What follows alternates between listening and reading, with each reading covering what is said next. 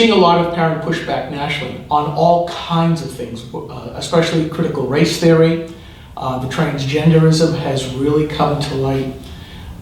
I stem back to the Tea Party days, the Tea Party movement, and I see this as being far larger, far more acrimonious, and probably having far more long-term resolutions, because now they're going after parents' kids. Does any of that political side play into what you're doing right now with this lawsuit? Is this sort of a, yes, I am representing by proxy some of these other issues going on with school boards? Yeah, I would say it is all related insofar as cultural progressivism is a single unifying worldview, and that worldview includes critical race theory. It includes a desire to eradicate any notion that there's a fundamental distinction between male and female. So it's a single worldview. It's an increasingly totalitarian worldview. And because it's increasingly totalitarian by its nature, it always has to be moving forward and restricting more and more speech. And that's why we've seen it move from the universities to public schools. All of this stuff was totally normal when I was in a university 10-ish years ago, but it wasn't yet normal in public schools. The cultural left, though, cannot help itself. It always has to overplay its hand. And I think it has overplayed its hand by moving into public schools and angering parents. I'm going to take your words and I'm going to translate them a little bit, because I've been telling my counselor this so that he understands completely where I'm coming from. There are two types of states: home rule states and Dillons rule states. Home rule states allow local municipalities and school boards to do anything that they want for regulations and policies, as long as they don't violate state and federal law. A Dillons rule state, however, says a local subdivision of the state can only do those things empowered or enabled by state law or federal law. So when I read JBAB and saw a transgender student will be called by their preferred pronouns and names, being the political blogger, I immediately translated that.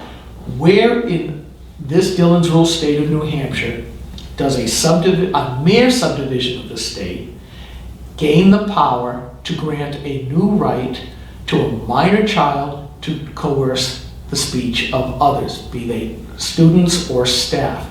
What RSA says that a school board can say, we can set aside your First Amendment rights, your Article 2 rights to free speech, and get to dictate why you speak the way that we want you to. This really, to me, is government speech. Right, you're getting into the question of whether there's any enumerated ability for the school district to enact any policy like this, and that's an important question. I just think that the far more important question is, even if they do have some enumerated power to allow them to act in this area, are they violating the constitutional rights of students with this particular policy? So we want to jump straight to that question. We would not want this case to be decided on some kind of procedural basis, or to be decided on the grounds of whether or not the school district can appropriately enact policies in this area. We want the court to hold that in New Hampshire, students have very strong protections under our state constitution, and to say that whatever the procedure is, whatever the enumerated power is, schools have no authority to prohibit particular opinions in this way. Schools aren't the arbiter of student speech. Okay. We've been going on for a little bit. And I'm just going to lay this out there because I'm not an expert in this area, although I am, as I said before, I'm invested in this. What else would you like our watchers and our readers to know that I haven't asked you about yet? I think we've covered the main bases. I would just add, what's most amazing about our case is that our client was never accused of bothering or even offending a particular transgender or non-binary student. He simply expressed his general opinion that there's only two genders, and he was penalized for expressing his general opinion. So the free speech issues in this case are going to be limited to whether a school district can penalize a student for expressing his general opinion on a contentious cultural issue like issues of gender, and whether school districts can compel students to use artificial non-binary pronouns like the singular they, like ze, zeer, etc. I've actually looked at all of them, and I've been told that there's almost an infinite number of pronouns.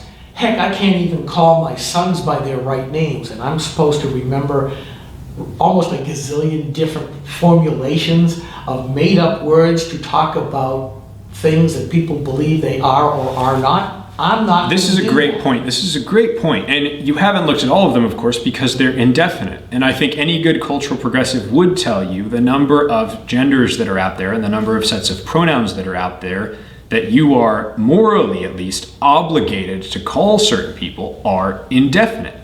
And now think about the significance of that. If there's an indefinite number of genders, then every person in some sense is a gender unto himself.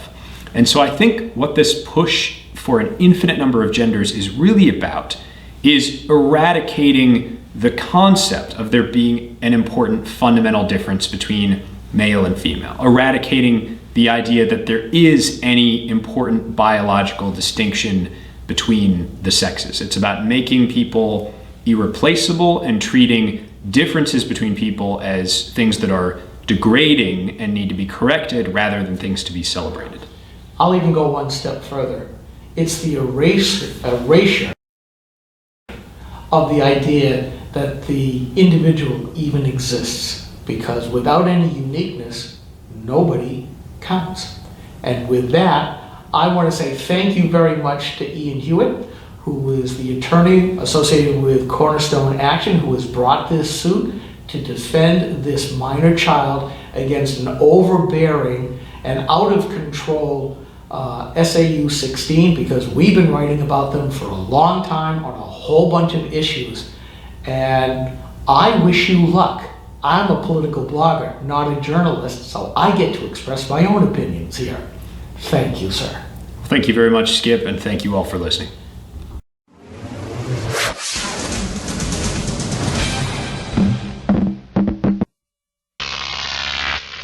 Croc TV.